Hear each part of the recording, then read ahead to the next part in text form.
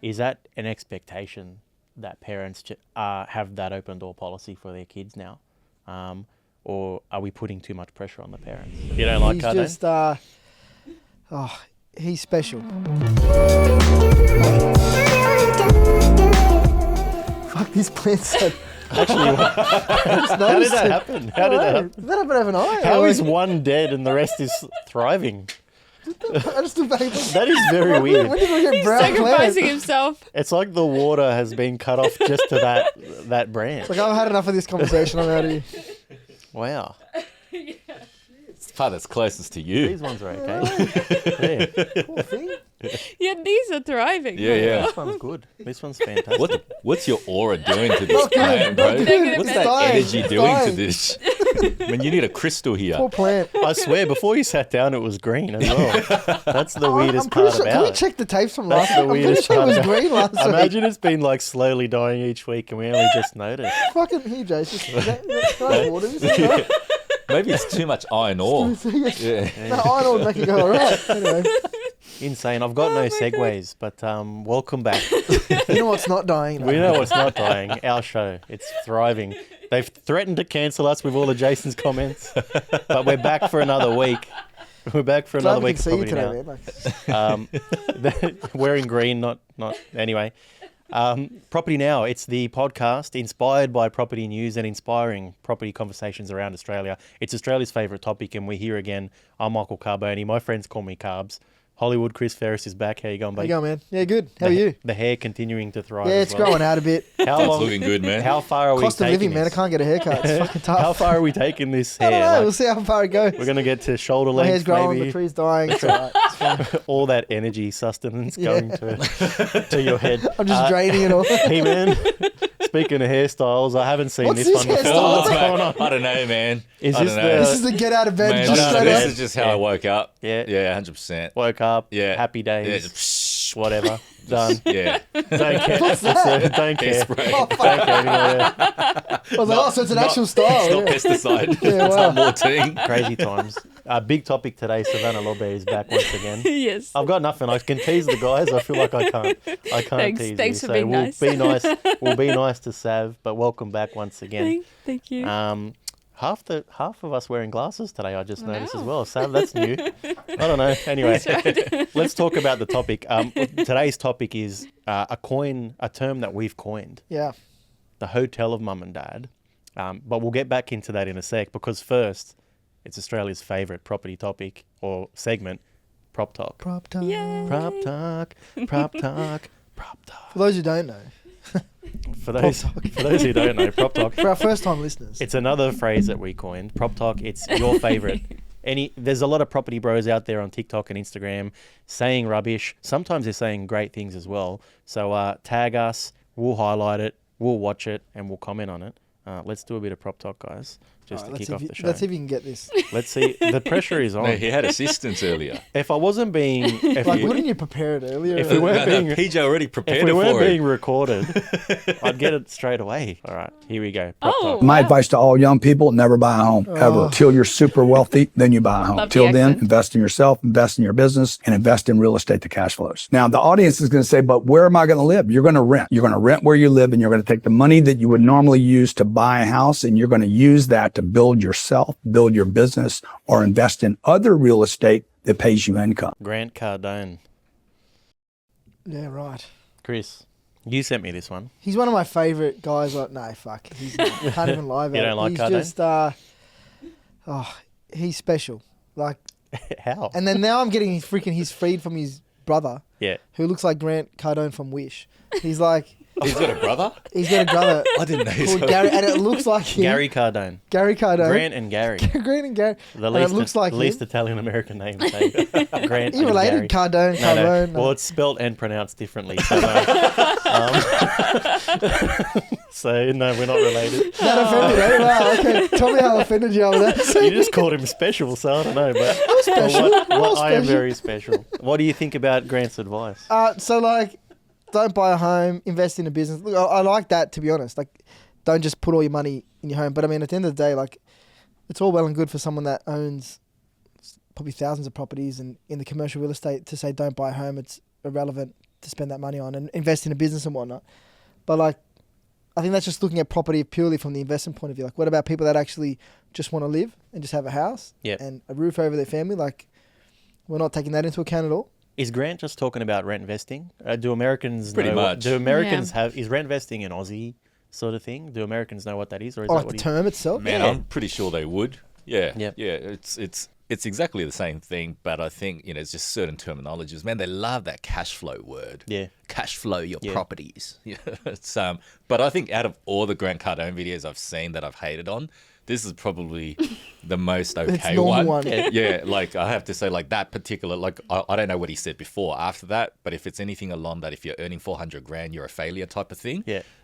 That's his usual message, right? Yeah. But Right. this is actually not too bad. Is that he's talking about making sure that you're making a more sound financial decision as opposed to weighing up the lifestyle decision of buying a property. It's going to suck up all your borrowing capacity and you can't invest and stuff like that. There's a clip out there of him saying, if you don't earn over 400K, Yeah, as you're a failing. man, You're failing. You're failing your We should have family. Oh put my that one on. goodness. Maybe we should Wow. put that one on. That would've- Maybe we'll save that for it next just week. shows that we're not biased. Yeah. We're not biased. Yeah. We just show whatever is most valid and relevant. So, Grant Cardone, if you're watching, Chris said you're special. This week's topic, the hotel of mum and dad. Another phrase that we coined. So, Prop Talk, we made that up, I'm pretty sure. Hotel of mum and dad, we made that up as well. So, let's dive into the idea of the hotel of mum and dad. Which is living at home for longer to save money and get ahead. So we're going to look at whether this is socially acceptable. We're going to look at financial benefits potentially around doing it and any potential downsides. So this is one I've been looking forward to a while. It's one of those episodes that could go for 2 hours. PJ's yawning over there already, so that's good. Watching him clip it, P. But hotel of mum and dad, what is it? Yes, it's basically when you live with your mum and dad. Yep. So you treat mum and dad's house like a hotel. So we call it. So you chuck your towels down and put them in the bath and hope that they clean I do them. that at home too. I do remember my parents Did they ever tell you to pick up your towels? You're pretending like it's a hotel. Yeah. So it comes from Bank of Mum and Dad, and then we've coined this term hotel of mum and dad. It's like Bank of Mum and Dad is when they help you with either a mortgage or give you a deposit or help you out financially. Yep. Hotel of Mum and Dad is still, I guess, financial / non-financial. It's letting you live at home while you save for Often that deposit. rent-free, right? Potentially rent-free, let's hope so, parents out there. Yep. So it's when they let you live at home and they probably cook and clean and do everything for you, Yep. I guess, at some point. Or you could be like, have moved out for a period of time And come back. and come back home with your wife or your husband or your kids or whoever it is and moving back home for a period of time. And people are living at home for longer. I think So I said people are living longer. they are living longer as well. Probably because they're living at home and their mums are cooking It's and related. ironing their shirts. Yep. Why are people doing this, Chase? Hotel of mum and dad. Why are people living at home longer?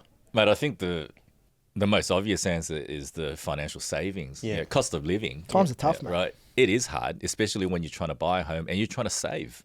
Because just imagine how much money can you save by moving back home or living at home compared to renting a place yourself. Yep. Right, because most of people's income goes towards paying the rent. For example, some of the numbers we were talking about last week. Yep.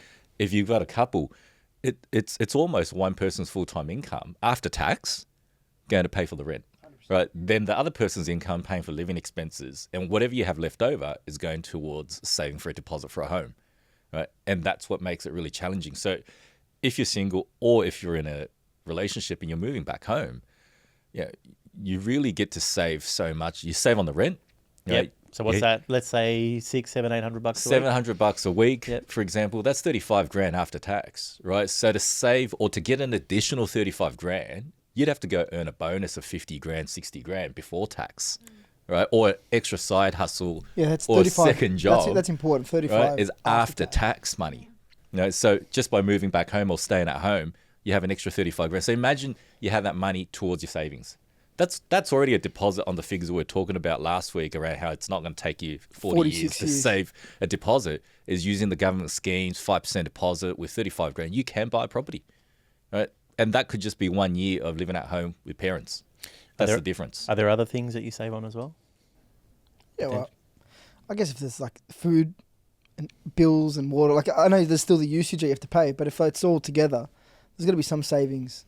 Yeah, so that's your water bills. And I reckon those electricity things are bills, massive food bills. because if you're living by yourself and if you're going to cook, you're probably not going to bother cooking because it's Obviously, very hard to cook for one person. You got to go buy the stuff. You can't finish it. You're likely going to eat out.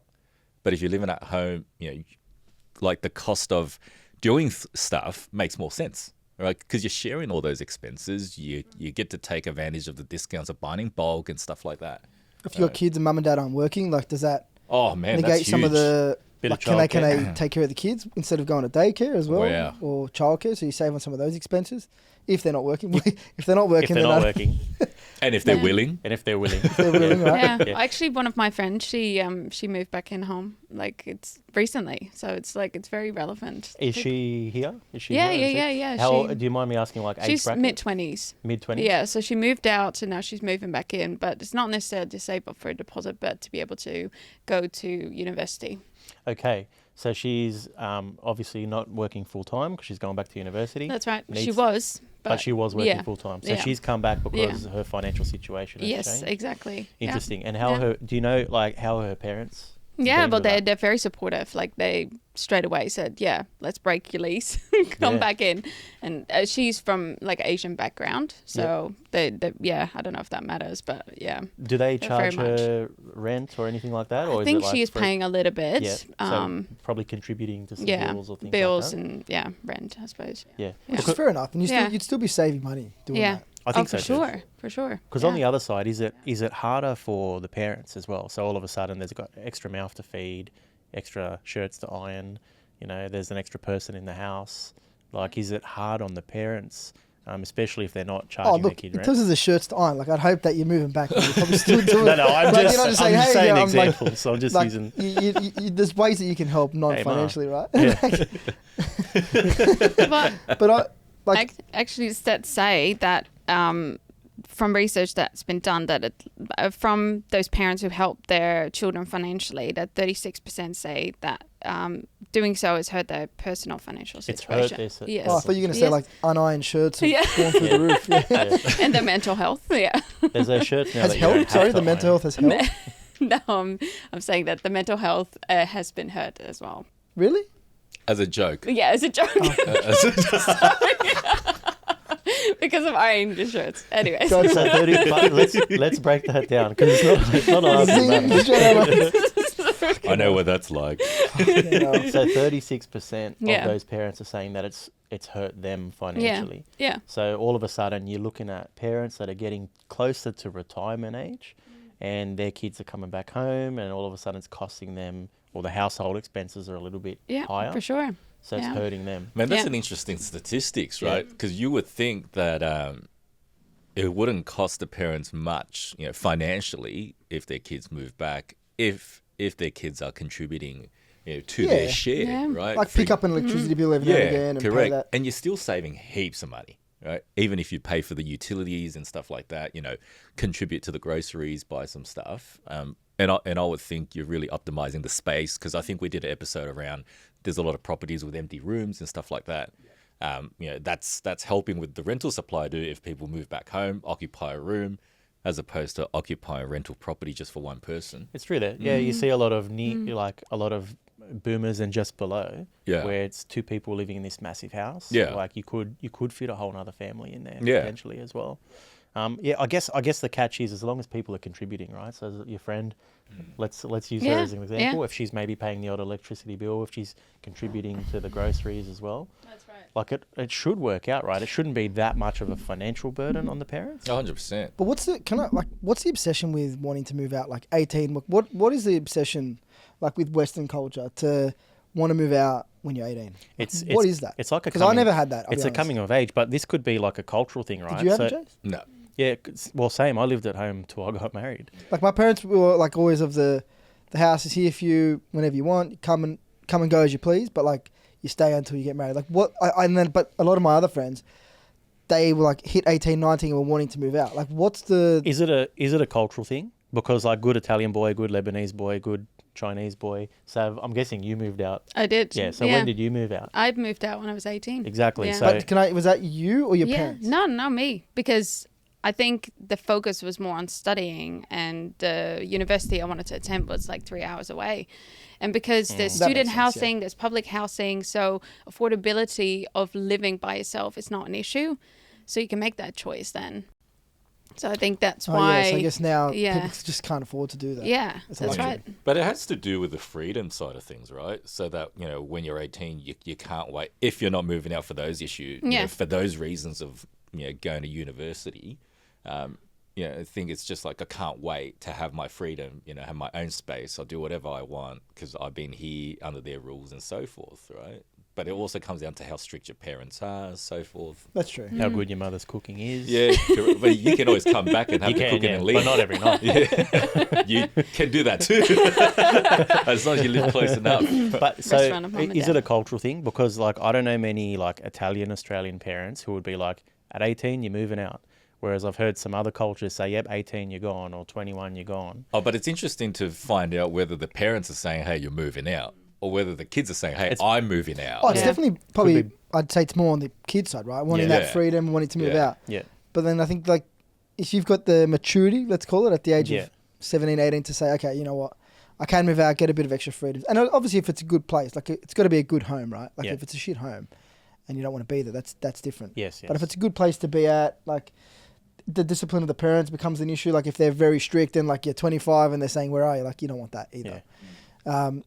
But I think there's got to be a point where if you can see the financial impact it's potentially going to have on you. Yeah. And if you're going to be renting straight away and sort of struggling from the age of 18 and studying potentially, is there a decision to stay at home for a couple of years, save up a little bit, get a 5% deposit, buy a property? Is that a better decision? If you can have that thought process at the age of 18. Because I think as well the schools, when you come out of school, you're not thinking like this at all. You're fresh. You're thinking what's the next step, going to uni, or you're not even really thinking these steps because you're not really prepared from school for these big decisions, right? No. Well, 17, 18-year-olds are different than 17, And you're thinking 18-year-olds. to go to even Queensland, before our where are you going to generation. stay for school is Yeah. it's very different. Yeah. So, but that staying at home for that extra few years, like you say, it's probably not a 35K a year saving because someone 18-year-old moving out of home, they're probably not going into an $800 a week rental. They're probably going into a share house situation, paying a couple of $100 a week maybe, but still those sorts It could of be savings. 10 or 20 grand. It's still 10 to 20 grand, I would say. So if you're prepared to stay at home for another 2-3 years, then what's that? That's 30 to 60 grand. That's almost enough for a deposit, or in most cases, it's enough for a deposit. And especially, like you say, if you're studying and you're working part-time, then there are a lot of benefits to staying at home. Does anyone have any personal stories? So we stayed... Yeah, I stayed at home pretty much till I got married. Yeah. So, but that enabled me to buy that property, my investment property. Yeah. And I was using the hotel of mum and dad to stay at home and living expenses and iron shirts, call it, whatever you want to. And being able to stay at home to save. And I was working full-time and studying full-time at the same time. So that really gave me a lot of flexibility to do that. Yeah. So, I don't have any stories about leaving. Yeah. But I had some mates that left home straight away. Yeah. And a couple of them went into a share house. Yeah. But the impact on them later on was pretty profound. Yeah. Where they weren't able to get into properties, and they very much of the view of going out sort of every night. Yeah. So they were not only were they spending more money by moving out, they were going out every night as well, so spending more money. Takeaway every night, going out every night, drinking every night. Any stories from the share house? Just kidding, Jay. They shared more than just a room at a share house. Oh my god! And What? They that's shared dinner? What the hell are you guys talking about? Yeah. Get your mind out of the gutter. Yes, Jason. What do you think he was talking about? No. What? Any stories from your end, mate? Mate, pretty similar. Just the thought of actually moving out never even came across my mind. Exactly, same with me. Yeah. Yeah, And we never it's- thought about it. I never felt like, oh man, this is so suffocating living with my parents Yeah. in this house. Yep. We lived in a 3-bedroom house. There was enough space. I'm the only child. Yep. I had the freedom, and just the thought never even came across my mind. And I think a lot of my friends were in similar situations. Yeah. So, but I do remember that we had one mate who moved out, had a house, and when we'd go over, hang out, and I thought, man, this is so good. Yeah. This is great, but that was it. It's not like And then you get it home, was. you're like, Yeah, it was not. It's not. It's not motivating enough for me to go. This is so good. I'm going to go home, pack my bags, and I'm going to get out. Yeah. Right? I'm going to move in. Yeah. Right. That was Straight almost back good. home That was onto the almost baby good enough. laptop. It was almost good enough. Like, all right, guys, I'm going home to have dinner. Mum and dad had a fast internet connection. So 100%. Right. Like never have to worry about what to eat, and food's always there. Right. Like just so many things you don't have to think about. And I was even doing things like not just saving, but I was actually putting money into my parents' offset account. Yeah. Right, to help them save interest on their loan. What a good son. Right? So they didn't want you to move out either. Yeah, 100%. Exactly. Like, just to stay. They were okay with me moving out. Just don't take the money. Keep it there. Right? It's good that you're helping your parents. Yeah. Yeah, I because think that's really I cool. wasn't really doing anything with the money. Yeah. And at that time, I didn't have goals of buying a property or anything like that. Yeah. It was just working and saving up the money. I thought, you know what, I'm earning peanuts on the interest on the savings account. Yeah. And the interest rates were quite high on the home loan, so might as well just put that money in there, right? And then they gave it back to me at the end, you know, when I needed the money to buy a property and so Yeah, forth. Similar I have story. heard of that. Similar story. I got a cousin who his parents, my auntie and uncle, charged him board Yeah. to stay. But at the end, when he then got married and moved out, it was like, here you go. Here's all that money that you. Yeah, that's awesome, Yeah, man. Yeah. I've heard of that. You know. Yeah. That's really good. So like That's a that's great thing. pretty cool. But hold on. So is there a strategy there for parents that may not want their kids coming back, or the kids don't want to come back, but if they've got a loan and Yep. they've got an offset, Yeah, is that a strategy where they can say, all right, like we'll let you move back, pay nothing, it's a but mad idea. keep your savings with us, Yeah, and we can offset it at the moment. What's it, 6 to 7%, Yeah, depending on what your savings rate. 6.5%. Correct. So if they've correct. got, let's just say round numbers, 50 grand there, Mm. they can earn, save the interest on their mortgage. Is that a good strategy for some parents to Oh, say look, to their kids? Look, 100%. As long as they give it back, I Yeah, guess. 100%. Well, I've got what money? Sign Can I have here. that money back? The money. But it's funny you raise that scenario because I've had people ask me, parents asking me, how they can put their money Yeah, into the offset account of their kids' home loans. Right. Right. So they can is save that interest. possible? It is because, for example, some banks, and you can even separate it, right? Yeah. So, for example, some banks allow you to have multiple offset accounts. So you've got the one home loan, say in Jason's name, and I'm those people that, let's say, for example, I've read The Barefoot Investor. I've got 50 accounts. Yep. You know, one for splurge, one for bills, one for rainy day, whatever. Ice cream. And then I can put one for ice cream. I put one for parents' money, Yeah, right? So then you can see it very clearly. Okay, that 50 grand Yeah. is my parents' money, but there's always that risk that if there's a relationship breakdown, that's Yes. because the money's in my name, right? Yeah, So gotcha. they've given it to me, it's in my name. It goes back to Unless it's what got money?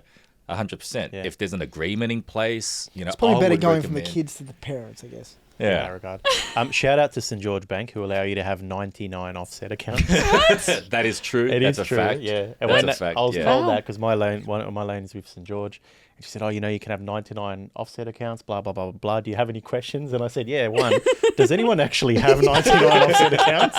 And she's like, "There are legends out there, but I have not come There across is no any of way them." anyone has 99 99, offset. yeah, no one does, but I My think goodness, to it's keep track. very interesting, very interesting.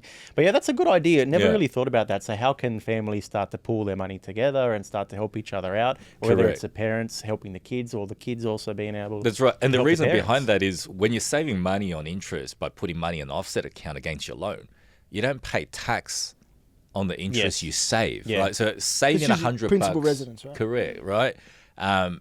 Saving $100 is the same as earning $100 of interest. But the interest you earn in an interest earning account, you have to pay tax. It gets Yeah. added to your taxable income when you do your tax returns. The bank sends all the data to the ATO. So you're not actually getting that $100. You Yeah. might be getting $75. Whereas when you're saving, it's tax free. Right? So that's another thing that people need to consider is that if they've got savings and they've got a home loan, they've got an offset account, and they're saving for their kids, which a lot of people do. Got 10 grand for my kid, got another 10 grand Christmas money, whatever. 10 grand Christmas money. Right? Yeah. Jesus. For the Asians, That's why you right? stay home. Red envelope. Red The envelope. envelopes. Over a lot of time, a long period of time, rather than keeping.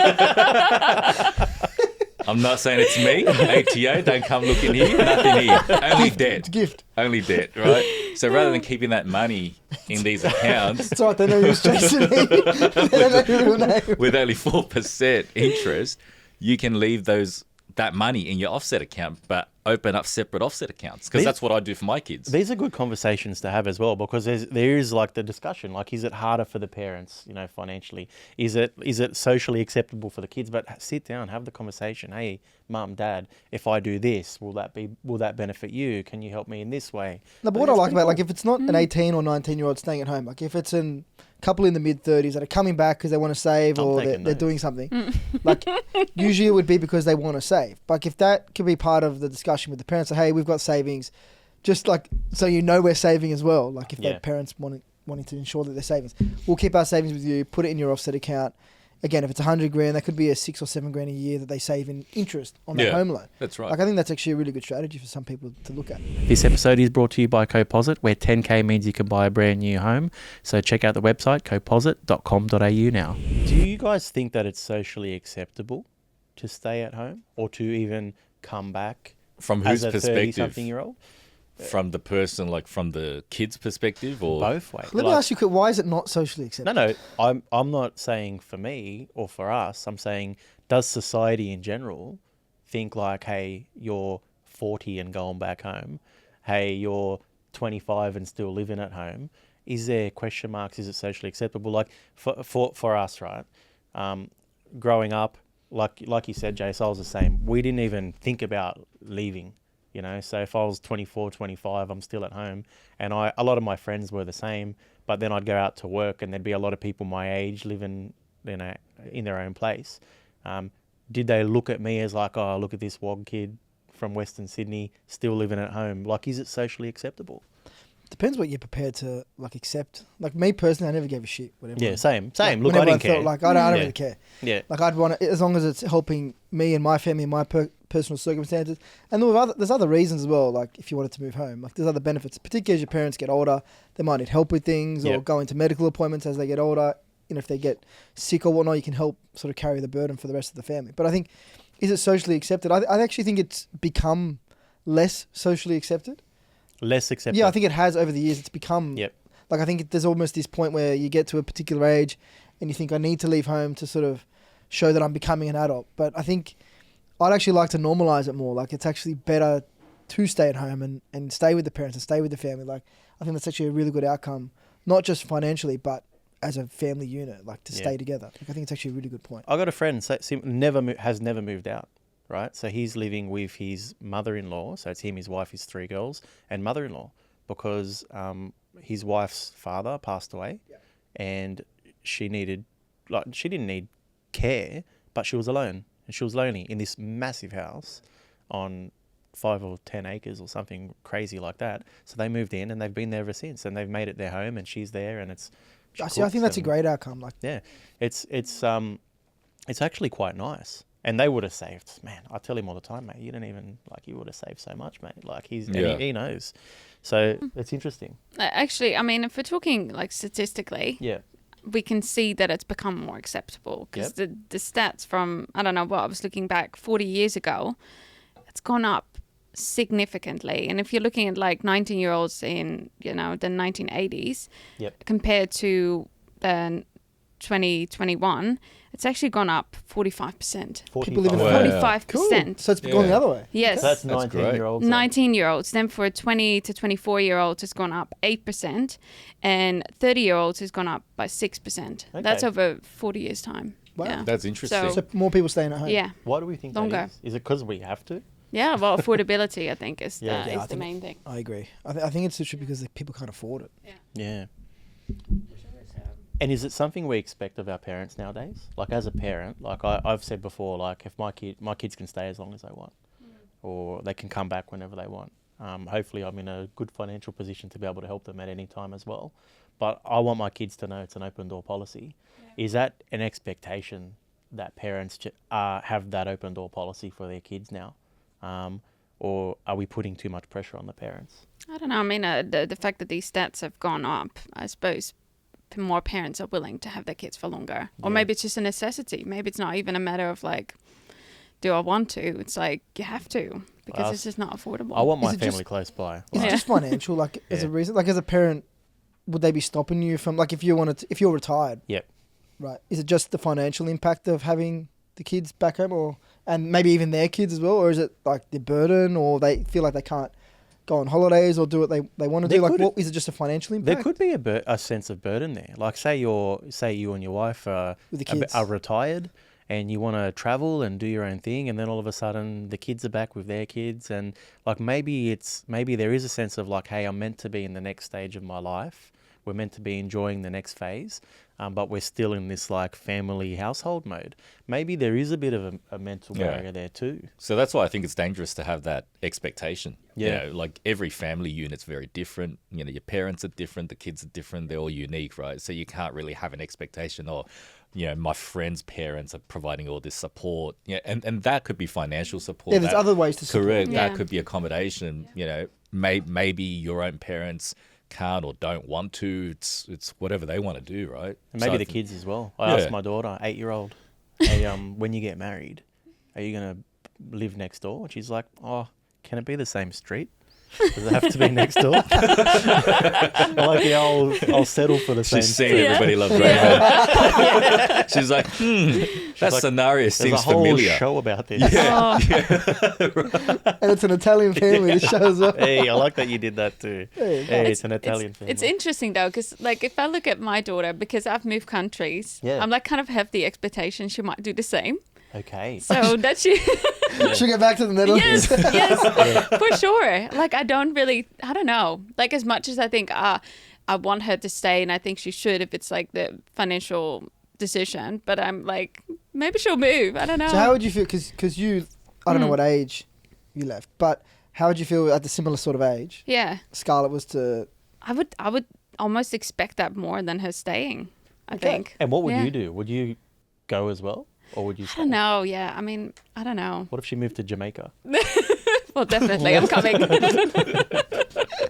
Yeah, no, I mean, I think because I don't know actually, but I would move because I suppose I did that to my parents. Yeah. I don't know. I expect her to do the same, Yeah, and just have to be okay with it. She might do the complete opposite. Yeah, maybe. She might, Yeah. it might be like, hey, like you just see things like, I don't know, silly example, you see parents that drink and then the kids don't drink, or you see parents that do, like Exactly. you have the opposite effect. That's right. If I look at my partner's daughter, she would be the complete opposite. Like she, they'd actually live with her grandparents for a while. They moved back in. And yeah, I think she's going to stay in the same area, live at home for as long as possible because her mum has done that. Yeah. So I think there's different scenarios as well, right, where it becomes acceptable. So we touched on a few weeks ago. Yeah. What if you were renovating or building a house? All of a sudden it becomes no questions asked. yeah, acceptable. or a relationship breakdown. If there's a right? relationship breakdown, okay, single mum and kid moving back in for a little bit while she gets back on her feet. So all of these situations are acceptable, but maybe I guess it becomes unacceptable because it's like you're there because you need help. So for a family to move back in, it's all of a sudden shining this big bright light saying, hey, we need help. That's why we're here. You know, maybe that's where there's a bit of the social. Yeah, it becomes an issue. Like, and all you need is one auntie saying, how come you're still living why at are you home? still there? Yes. Why are you still here? Right, that's it. Or like a friend saying, oh, do you still live at home? Yes, get a job, you bum. Yeah, right, No, straight away, right? And maybe they don't mean it with any malice or whatever, but it could be a surprise. Oh, do you still live at The home? aunties mean it. The aunties for sure. So there's always some truth When behind are the you joke, moving? right? When are you moving? Why are you out? still single? Yeah, And then you get married. When are you having kids? Oh, fuck. Did you gain weight? Hey, you're not eating enough. You're eating too much. It's the other way. Jace, question for you. So, from a lender's perspective, are there pros and cons? Does it impact? Oh, for sure. Does it impact eligibility? Yeah, or? absolutely. Yeah. Living at home versus renting, massive impact on borrowing capacity.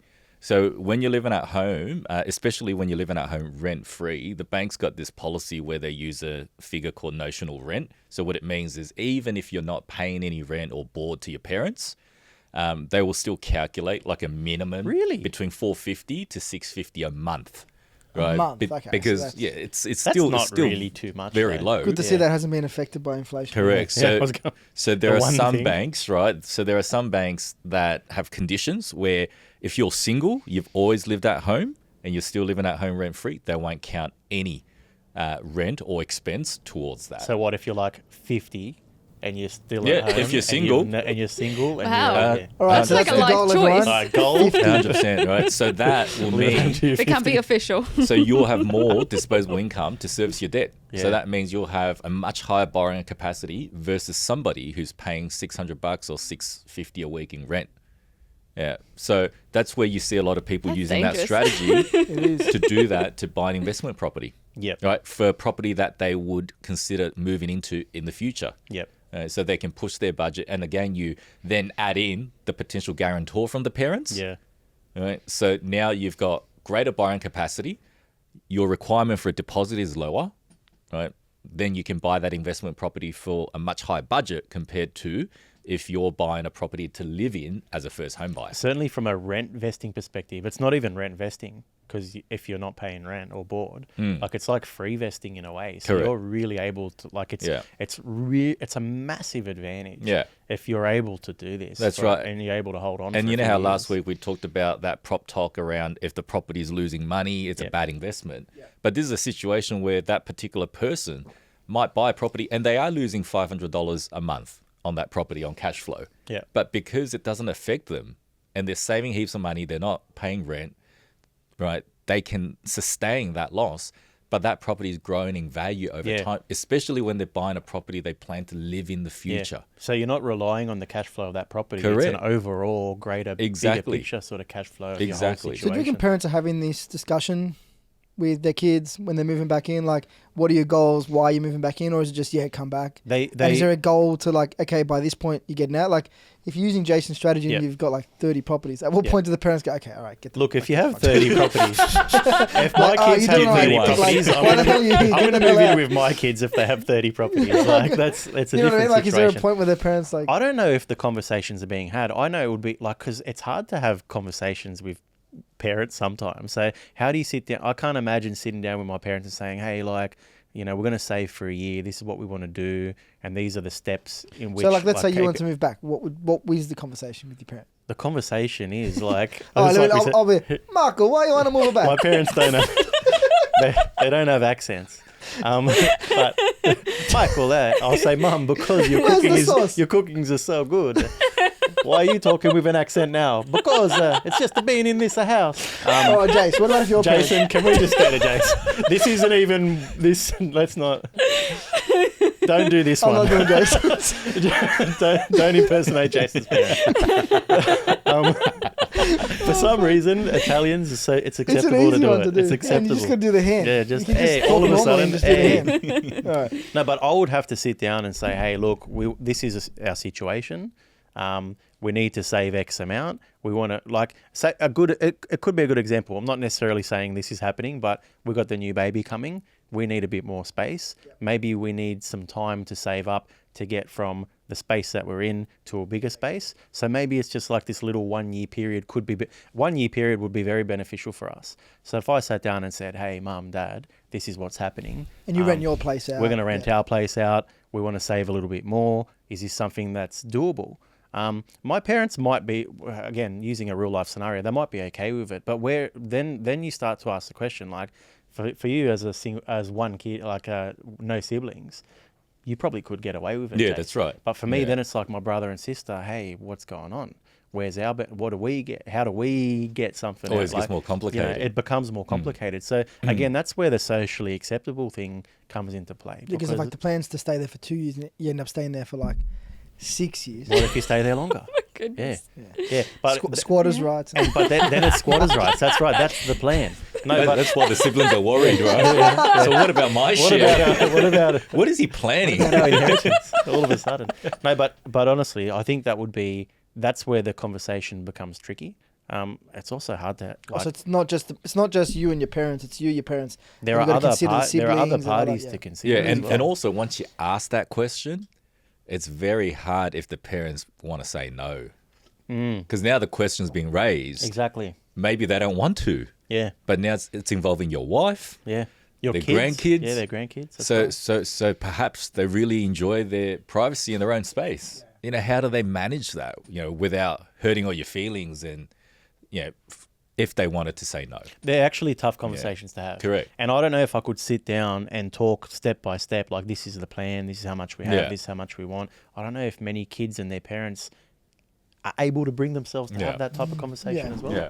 Yeah. No, spot on. But one thing I do want to highlight now that, that on what we were just talking about regarding how banks treat the borrowing capacity and stuff. Yep. Like for people out there that think, oh, how come this person is buying this property at this price? How, they're our age, or we're at an auction, and how come this couple can afford this $1.3 million property? This is a really good example to highlight that everyone's situation is very different. Yes. Right. And you have no idea what sort of support financially or from their family, or how they have saved their deposit, or ways that they've got to the point where they can actually purchase at this price point, right? So you can't assume, and I think that's an important message to get out there, so you don't feel less adequate. Like, oh, how come I'm at the same age, but my friends, for example, are buying that property for $1.5 million, but I can only afford $700,000. Yeah. Perhaps you're the one that moved out when you were 18, and your friends stayed at home till they're 32. But to that point, that's why, like, even the social, whether it's socially accepted or not, that's why, from my perspective, I never gave a shit what anyone else thought, because you've got to worry about yourself and your family to get yourselves ahead, not worry about what other people are thinking of you if you're living at home. Who really cares? Yeah. Like, let them talk about you. And most of the time, people aren't thinking of you anyway. They don't. Yeah. No one. You're a side character, man. As much as you are. Yeah. Do you even really exist? Like, if I walk outside the room, do you even exist? Like, honestly. But did you have that conversation with your parents when you stayed at home? Like, you continued to stay at home. Was that a conversation that you had? For us, it wasn't even considered that we would move out. No one. There was not one party that considered, hey, if I went to my parents at 22 and said, hey, I'm going to move out, they'd be like, what the fuck are you doing? Let me ask you a question, though, 'cause I'll tell you from my perspective. Yeah. So at what age did you and Tina start going out? We were 24. Okay. Yeah. I was 21 when Bianca and I, and then my parents just sort of naturally knew at some point we were going to get married, and then we're going to move out. So I think it was like an unspoken sort of truth, like once we got engaged and then like move out from there. Yeah. That was just what we did. Oh, right. So I think they knew that there was a deadline in their head that when I'm going to get out of the house. So you didn't live together before you got married then? Or No, we didn't. Okay, no. That's very different. And again, that's probably, it's a cultural thing. Yeah. But it's probably, like Tina's parents would never have let her move in with me. Ever. That's before so married. Different. Yeah. Okay. Whereas, again, cultural thing, perhaps. Yeah. So... Yeah, but that's an interesting point, isn't it? Because then naturally, it's not people making a conscious decision or parents making a conscious decision or helping you save for a property or whatever. It's just naturally, if you meet your partner and you want to move in, right, then you're naturally going to move out. Yeah. Right? Like the last thing you're thinking about is, oh, should I do this because I want to buy a home sooner? Yeah. Right? Then if I move down, I'm going to buy a property later. But then at what age does it normalize? So like, again, I was mid-20s, Tina early 20s. If we got to our 30s and we were dating, then it'll be like, hey. That's right. Yeah, I think we're going to move out together. Well. Yeah, that's right. So there's an age thing there as well. Yeah. Then like even for me personally, like when my dad came here from overseas in the 70s, he came here with his 5 brothers and sister, and they were all living together. Yeah. And then when they got married, they were still living together, and they were buying investment properties and paying them off, all of them together, within like 4 years. They were paying, and that's how they were able to get ahead. That's another great strategy. Like they were all pooling their funds together to get ahead. That's crazy. And then they got to a point where the banks didn't want to lend them any more money because they weren't profitable to the banks because they used to pay the mortgages off so fast. But like that was a strategy for them to so then get your ahead. Dad married a banker. That's how he got around that. I see. I understand how this works. Good strategy. So then he opened up a bank. Just easy from there. But like they pulled all their resources together, bought all their houses, and then they all went their separate ways. That's great. So right. Yeah. So you threw out some statistics. I'm wondering if there's any other statistics that we need to consider. Sorry to put you on the spot. Let's see. You had a few there. So from this same research by the Australian Institute of Family Studies, it said that 45% of young adults say they're completely financially independent from their parents. Among those in the early 30s, that share rises to 67 compared to 44% between 25 and 29, and then 16% between 18 and 24-year-olds. So I thought that was quite interesting as well. I suppose financially, like, do you start working from early on, or do people start working full-time later on in life? So this probably plays into why people stay at home longer as well. And then 44% of young adults say they've received financial help from their parents in the past year. So I don't know exactly what age this was, but 44%, that's quite a bit. I feel like kids are growing up slower as well. Yeah, like that's right. I saw a meme the other day, and it was like a 30-year-old in the 90s, and it was George Costanza.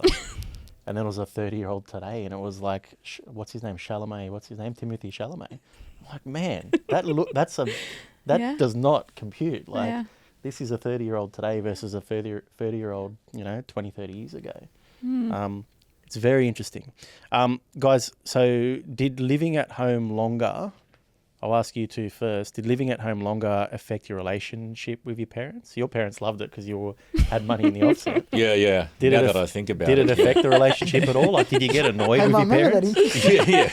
I've got to recalculate. What was the interest rates back then? Yeah. That's when he learnt about offset accounts. Look, I reckon so once I got engaged and then towards the end of it, I was pretty ready to go. Like, I was ready to go. I had my bags packed. I was like, did it affect the relationship? I think we've definitely got a better relationship now. Yeah. Then we're not sort of in each other's faces. Particularly me and my dad. Like, me and my dad are really similar. Yeah. So like, I think probably got a better relationship now that we're out of the house for sure. But I think as well, just going back to the other point of where they were happy for us to stay at home because like they could see that I wasn't like just mooching off them or being a bum and staying home not working. Like, I was working full time, studying full time. They'll see me progress, so they were happy to sort of help out by letting me stay at home as well. Like, not just sitting there and like financially draining them. Yeah, I think is another big point. Yeah. But I think it was a positive overall for the relationship. For everyone. So do you think you were disadvantaged by moving out at 18 or having to? I think in the long term, yeah, maybe. But then I think the biggest one was having a child early on in my life and then also moving overseas. I mean, I didn't really set myself up for success there. But yeah, I mean, I think so, because if I look at Scarlett's situation, I probably would advise her to do it differently. So it's not that I regret it, but I think, financially, maybe success, slightly. I define success not just financially. Yeah. I got to travel and, the independence for me is like, that was worth it. But I think financially, yes, probably. And you got your beautiful daughter as well. Yeah, exactly. I mean, it all works out. Like, there's different parts of success, right? Yeah. It's not like financial component. Yeah. Just a financial one. Well, from a financial aspect, are there any actionable advice, Jace? So tips for young adults or even older adults thinking about utilising the hotel of mum and dad, and if they're doing so, how can they make the most of living at home? In terms of tips, I think it's I think the main thing is thinking about that. Yep. So, for example, for the younger people, is the example we talked about. If you're moving out with your partner and stuff like that, probably the discussion of buying a property is pretty low. On the list of priorities at that moment in time. Or, for example, you're 18 and you join the workforce, you're probably not thinking about buying a property. But if for some reason you can have that sort of thought or conversation pop up or that topic through, say, family members or someone reminding you to think about that and actually giving some basic education around how it works so that you can consider that as part of your plans. I think that's really important. And for the parents, I think it's to encourage the kids to consider that, go and seek the information, find out, speak to a professional, right? So then you can get all the information on what's possible rather than assuming, for example, a family friend's done this for their kid or, that's how you do it. But the information could be quite dated and not relevant to today's situation. Like, I think the main thing is just being informed, because if you're informed, then you can make a conscious decision, right? You might not decide to want to buy a property and that's your goal in the next 5 years, or it may be, but at least rather than, I wish I knew that, because otherwise I wouldn't have done this. Yeah. I think for some of the younger kids, like with the parents with some of the younger kids, like in the early teens, like start those discussions early. Like, don't just wait till they're 18 or 19 and have a discussion about buying property and moving out, what the implications are. If the schooling system, which we know is not going to teach them those life skills, I think it's up to the parents to really have those conversations with early teen kids, and whether it's 13, 14, and it's not like at 13 saying, hey, you need to move out by this. It's about teaching them savings goals and looking at tips and what they can do and some of the outcomes they can achieve. If it's on the other side where there's older children, like in the 30s or 40s, looking to move back in, I would definitely have a conversation with them. Like, I wouldn't just let them move back in without having a discussion. Like, understanding some of the issues as to why, can I help in another way? But I think having a discussion, like what's their goals to moving back in, like I would definitely have those discussions. rather than just letting them move in. Like, Michael, I know if you're planning to move back in, like, have a discussion with your parents. It's having those conversations. For sure. Yeah. And like, so I have convos with my kids who are 6 and 8 about this sort of stuff all the time. And it's not like full blown conversations, but it's like, hey, every now and then just saying, hey, you know, like if you ever need help, mum and dad are here, you know, and just let them, reassure them. So when they grow up, they understand. I do the same. Like, Madison told me at the moment she wants to have 4 kids and a bunny rabbit. I'm like, great, fine. In that order. I'm like, you can always stay with us, but not the bunny rabbit. And she's like, okay. But like, it's just like those joking conversations at the age of 6. Yeah. Like, just letting her know that we're always there, as you're saying. Yeah, the cost of carrots these days, I think it's a good choice. That's that financial education, I think, that we talked about before as well. I think that just the value of things, like I've been trying to teach Scarlett as well, like, okay, how much does this cost? Like, how much money do you need to buy this? And like, it's interesting what she comes up with. But it's hard without having physical cash. Yeah. As well, like. Oh, that's for sure. But, the kids now have physical cash for the canteen, and Anthony blows it like every day. He's like, you know, on like juice cups or like cookies, and it's like, bro, do you need this stuff every day? But I'm waiting for him to like just run out and then be like, hey, what, I can't buy juice today. So then he realizes, hold on a second, I need to save. But his grandparents keep giving him like 5 and 10 allowance. They're just really ruining this for education process. But no, that's good. Great convo, guys, as always. I think the big sentiment is have the conversations. Don't be afraid. Talk about the goals. Understand your goals. Be informed. I think that's all really good. And stay as home for as long as you can. But I think that's all fantastic. We've got a bonus video, as always. Ooh. So let's try and do this again. Let's do it. Bonus video. I thought this one was interesting because we often talk about, for us, New South Wales, Sydney, very New South Wales, Sydney centric, because that's where we are. So let's see what some of the other states are doing. And we found this one, which was quite interesting. And I wanted to get everyone's opinion on it. Once we can jump onto this TV, here we go. We're back. Property Now, Prop Talk V2, not Cardone. Get out of here. Go away. Then you buy a home. Till then, there will no longer. I don't know if it's working. There will no longer be $1 of stamp duty for any new build, for any new... Page? Oh, this was the South Australia thing. Yeah. Yes. So, yeah. They changed it in Queensland over the weekend too, by the way. Yeah. Pretty good. Again. Okay. Man, Queensland's going crazy. Yeah. What? Discount on Rego. Mate, there's an election coming up, Jay. But I'm just like, tell me there's an election without telling me there's an election. Man, he's going hard, eh? So this is actually South Australia. Let's see. There will no longer be $1 of stamp duty for any new build, for any new home buyer in South Australia. If you're a first home buyer and you decide to build a new home, regardless of the value of that home, you will no longer pay any stamp duty whatsoever. The only serious way that you address a housing crisis is to increase housing supply. So we're going to abolish a tax that holds back the building of more supply by getting rid of stamp duty for new builds of first home buyers altogether. There will no longer That's be... Peter I love the Malinowski. sirens in the background. It really adds to the ambience. That's South Australia. No, look, I think, if anyone wants to go for it, I think this is a great idea. I think stamp duty is a really, really outdated tax, similar to like land tax and payroll tax. That's the next one if you want to get rid of them. Like stamp duty is Who are you something talking they to? It's Paige. It's a great move, especially for first-time buyers. They need any leg up they can. That's really all I've got to say about it. I think it's a great move. Is it the right tax? Yeah, I was going to ask you, from a... Because they're talking about it's going to increase supply, right? Yeah. Because we talked about in previous episodes, like government incentives, grants, and this and that has the potential to push up prices, but sometimes doesn't address the issue of supply. Do you think the stamp duty one actually will address supply? Oh, no, not at all.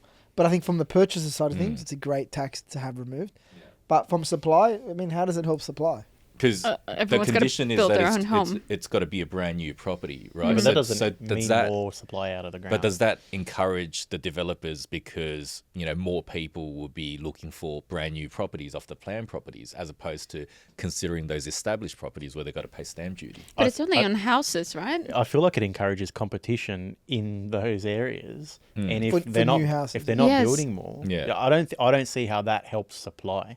it helps demand for new homes. Yeah, so but it doesn't would necessarily that help supply. create more supply? Because There could be an issue from a here. developer's point of view, Here's the thing. there's more Yeah. people wanting to buy brand new apartments and houses. But is and- it apartments? Because from what I get, it's like houses, it building should new be- houses. I think Should it's we all redo this properties. one? All properties. Yeah, Okay, Yeah, we should all redo that's this. properties interesting. Okay. if they're brand new.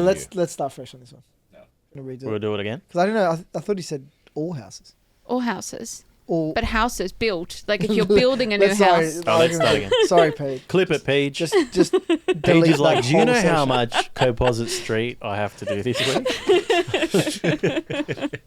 He's literally like, he's not even there. He's- Let's. All right. Another prop talk. Here we There go. you go. I wonder what it would Ooh, be. here's that. Oh. Get rid of that, dude. Hello. Hey. You're on Instagram, are you? How'd I get on Instagram? Dude, give it a, maybe we should get Paige to do it. Paige, can you do this? You know what? That's like, I thought it was Instagram. Just go to TikTok, man. dude, give the phone to Paige. This is like excruciating. No, it's not. Lowering capacity, yeah. It was meant to be Instagram. The saved on the next one across. Oh god, it's like watching my mother use a phone. It's like when you're teaching your mum how to use a phone for the first time. Which one? Are you for real? Yeah, which one? He's collapsing in live Oh, time. there. All right. Got it. All right, guys. All right. No, good editing. Good editing. So let's look at this video from South Australia. Let's check it right. out. Let's have a Oh, watch. I've never seen For the it. first time. I Let's wonder watch what it's this. going to be. Yep. There will no longer be $1 of stamp duty for any new build, for any new home buyer in South Australia. If you're a first home buyer and you decide to build a new home, regardless of the value of that home, you will no longer pay any stamp duty whatsoever. The only serious way that you address a housing crisis is to increase housing supply. So we're going to abolish a tax that holds back the building of more supply by getting rid of stamp duty for new builds of first home buyers altogether. There will no longer All right. Look, you know Stamp they're duty. serious when they start doing this and then that, and then they cross it off. It's very well media trained, that guy. Speaking with your hands Get is important. rid of it now and cross it off. Yeah. Yeah. Stamp duty. I Abolishment. think it's a good tax to look at to start getting rid of. But does it help housing supply, Jace? Man, I don't know, because whenever I see these sort of government incentives, we had the first homeowners grant where the government actually gave you cash. Yep. You got stamp duty discounts or waivers, right? Then you've got lower deposits. I know that there's research out there that talks about these things can potentially push up the property prices, right? So Like it's does that- inflationary. Correct, because that does it actually help? Because when you don't have to pay stamp duty, you've just added another 30 grand to your budget. Yep. But it's only first time buyers though. Correct. Yeah. Correct. Yeah. So does that actually have an effect of pushing up prices? Or, for example, people selling brand new homes know that for this first home buyer, they've now got another 30 grand extra to spend. Yeah, it's But interesting. but as Sav is saying, it's for the first home buyers only. So How much of a percentage of the yeah, like if it market was are for the they? whole market, like Yeah. what I always say, everyone has the same advantage. There's no advantage. But if first home buyers get that advantage, I think that's good. But I get that he's trying to help on the housing supply side, but I just don't see how it's going to help on housing supply. Like, I don't- all right, yeah. they get to buy a property without the stamp duty, but how does it? It's just less savings that they need up front. Idea is okay, but is the goal correct? So, like, yeah, abolishing stamp duty for first home buyers on new homes, great. It's going to help people get in, right? They're going to save $30,000-$40,000. Why not just abolish it across Right. the board? Yeah, but First-time buyers. if the goal is housing supply, then this is probably the wrong tax, because housing supply, they're not going to help developers build more properties. Well, does it because mean that there's no people stamp duty. will buy quicker because they know that they don't have to pay stamp duty, which means qualifying pre-sales can then bu- for the builder. They can so buy they it quicker, can- but if they're not building the houses, then Yeah, okay, why but- are they but buying the- quicker? It's just adding it's I adding think- competition. Yeah. I think the Okay. issue is like for developers at the moment that are not building. It's not that the fact that people aren't buying. It's the fact that the site feasibility is not stacking Yeah. up anymore, Yeah, okay. and the availability of labor and construction costs have gone up. Does it mean that, to Jason's point, does it mean that first home buyer can then spend an extra X amount to make it feasible for the developer or builder to get those projects out of the ground to help housing supply? Maybe, but I think you probably need to be just getting rid of stamp duty first and foremost for first home buyers nationally. I think that needs to be looked at from all state governments nationally.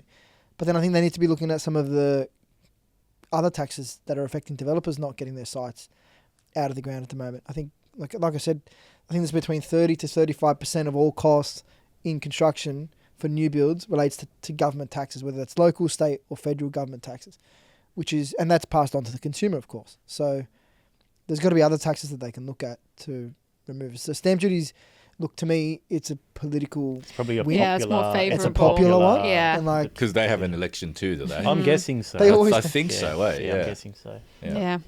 So look, good idea to help people get in, but will it help housing supply? I don't think so. Another great episode of Property Now, guys. If you're enjoying it, make sure you're following along, and make sure you're following us along on TikTok and Instagram. We've got a lot of great followers on YouTube, and keep them coming. Keep the questions coming. But if you're on Instagram or TikTok, follow us. If you see a prop talk that you think you'd love for us to talk about, tag us, and we'll be back next week, guys, for another episode of Property Now. Thank you. cool. Thank you. Thanks, Peach. The Property Now podcast offers opinions on Australian property news for informational and entertainment purposes only, and they are general in nature. It does not take into account your objectives, financial situation, or needs. It does not constitute professional advice. Always seek expert guidance before making any property-related decisions.